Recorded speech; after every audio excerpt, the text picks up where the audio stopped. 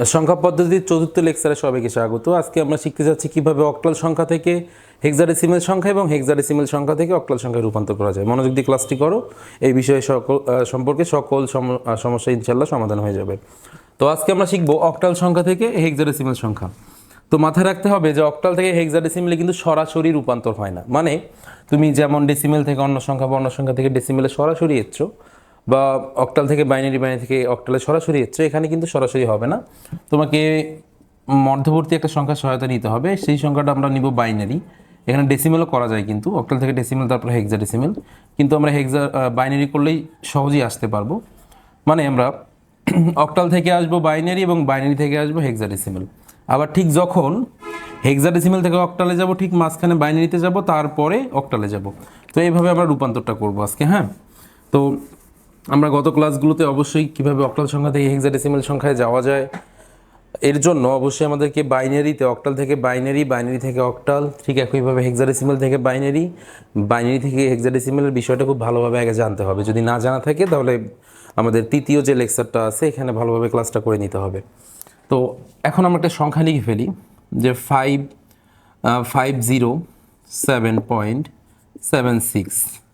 এটা একটা অক্টাল সংখ্যা, আসতে চাচ্ছি আমরা হেক্সাডেসিমেল সংখ্যায়। তো সবার প্রথম আমরা যে কাজটা করব, এই সংখ্যাটাকে বাইনারিতে বাইনারিতে রূপান্তর করব। বাইনারিতে রূপান্তর করে নিব, মানে 507.76 এইটাকে আমরা বাইনারিতে রূপান্তর করব। তো আমরা সবাই জানি অক্টাল থেকে হেক্সাডেসিমেলের ক্ষেত্রে আমরা একটা কোড ইউজ করছি, অক্টাল থেকে বাইনারি করার জন্য। সেই কোডটা হচ্ছে 421, বা 5-এর বাইনারি মান তোমার যদি মুখস্থ থাকে লিখে দিতে পারবা 101 এভাবে। আর যদি মুখস্থ না থাকে তাহলে এই কোডটা ইউজ করবা 421, এই কোডটা ইউজ করবা। দেখো যেখানে কোন কোন সংখ্যা যোগ করলে 5 হবে, এইটা আর এইটা, তাই না? এখানে 0। তো অবশ্যই যদি এই অক্টাল থেকে বাইনারিতে রূপান্তর না পারো তাহলে বিগত ক্লাসটা বা আগের ক্লাসটা দেখে নাও, তাহলে হয়ে যাবে ইনশাল্লাহ। এবং জিরোর বাইনারি মান 3টাই 0 হবে, মানে প্রত্যেকটা অক্টালের জন্য আমাদের 3টা করে বাইনারি লিখতে হয়, তাই লিখে ফেললাম। কারণ এখানে দেখো 0 এখানে একটাও লাগবে না, তাই 3টাই আমরা 0 দিলাম।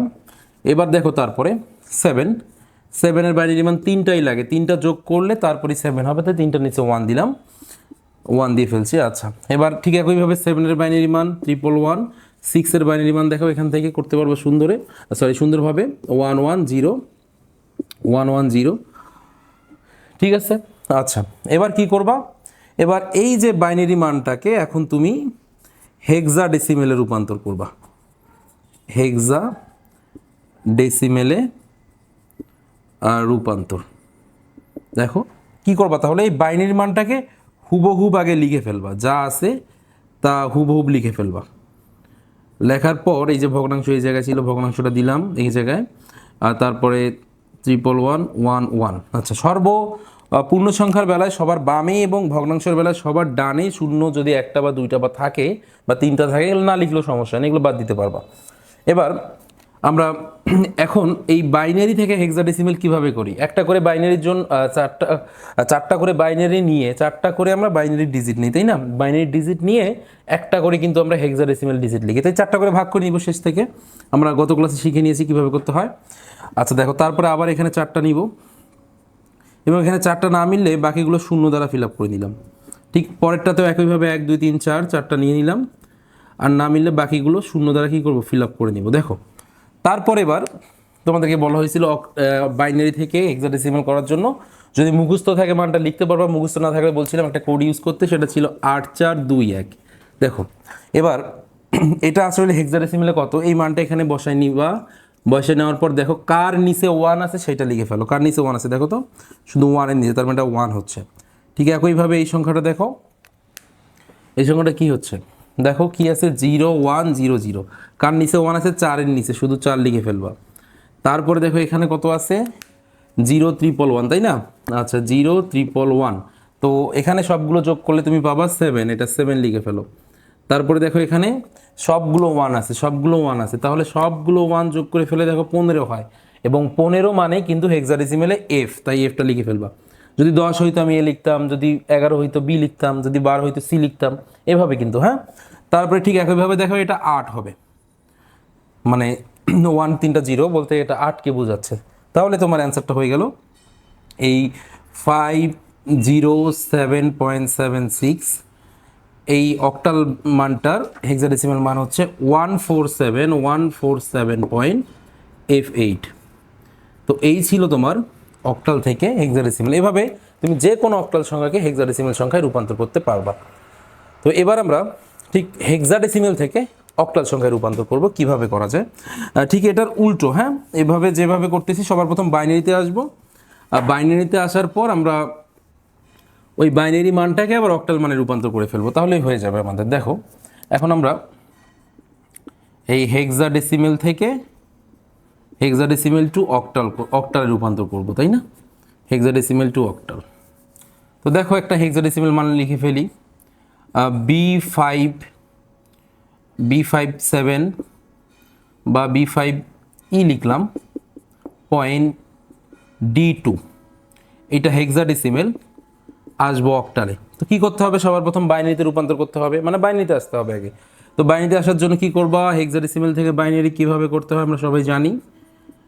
আচ্ছা, তারপরে D2, এবার বি, এই বি মানে 11, তাই না? বি মানে 11, এ মানে 10, আর সি মানে 12, ডি মানে 13, ই মানে 14, এফ মানে 15। এগুলো মুখস্থ অবশ্যই রাখতে হবে।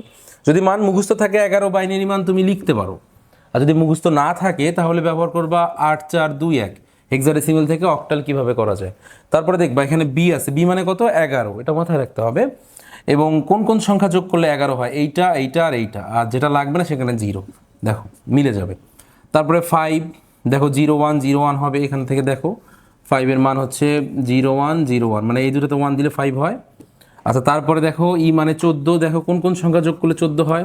8 4 12 আর 2 14, এটা লাগে না, 0, তার মানে 1110। ডি মানে 13, দেখো কোন কোন সংখ্যা যোগ করলে 13 হবে? 8 4 12 1 13, তাহলে 1101।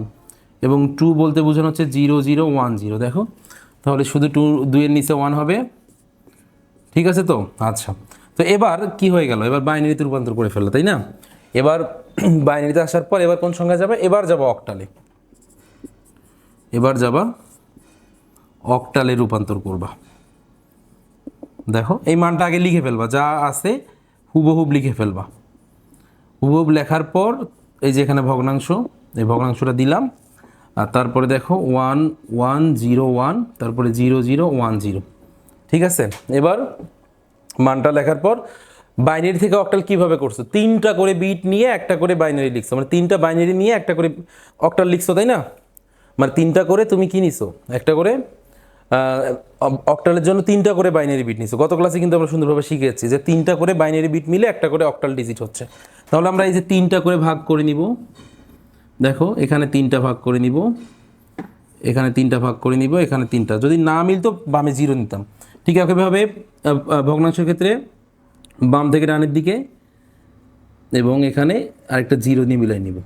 আচ্ছা, ভগ্নাংশের পূর্বে বাম পাশে 0 দিয়ে 3টা মিলাই নিবা, আর ভগ্নাংশের পরে ডানে 0 দিয়ে মিলাই নেবে। এবার 3টা করে বাইনারির জন্য একটা করে কি লিখবা? অক্টাল লিখবা। আচ্ছা দেখো, এখন যদি মুখস্থ থাকে লিখতে পারবা 101 মানে 5, আর মুখস্থ না থাকলে ব্যবহার করবা কি? 421। কত ব্যবহার করবা? 421। এর নিচে বসাই নাও, দেখো কার কার নিচে 1 আছে? 4 আর 1 5, এই 5 লিখে ফেলছি। আবার দেখো এটাও 5 আগেরটার মতোই হয়। এবার দেখো এখানে 2 আর 1 3 হয়, দেখো এখানে খেয়াল করে 3 হয়, 3 লিখে ফেললাম। তারপরে এখানে খেয়াল করে দেখো 6 হয়, মানে এখানে ছিল 110, তার মানে 6 হয়, তাই না? আচ্ছা, ঠিক একইভাবে 6, এটা দেখো 4 হবে, এটাও দেখো 4 হবে। তো এটাই ছিল তোমার অক্টাল থেকে আমাদের কিসের রূপান্তর? এই অক্টাল সংখ্যা থেকে, বাইনারি সংখ্যা থেকে অক্টাল সংখ্যায় রূপান্তর। এবার আমরা এই যে B5E.D2, এই হেক্সাডেসিমেলটার অক্টাল মান পাচ্ছি 556. এই যেখানে পয়েন্ট ছিল 644, এই ছিল অক্টাল। তো এইভাবে আমাদেরকে কি করতে হবে? হেক্সাডেসিমেল থেকে অক্টালে আসতে হবে। তো এই ছিল আমাদের আজকের ভিডিও, কিভাবে অক্টাল থেকে হেক্সাডেসিমেল এবং হেক্সাডেসিমেল থেকে অক্টাল সংখ্যায় আসা যায়।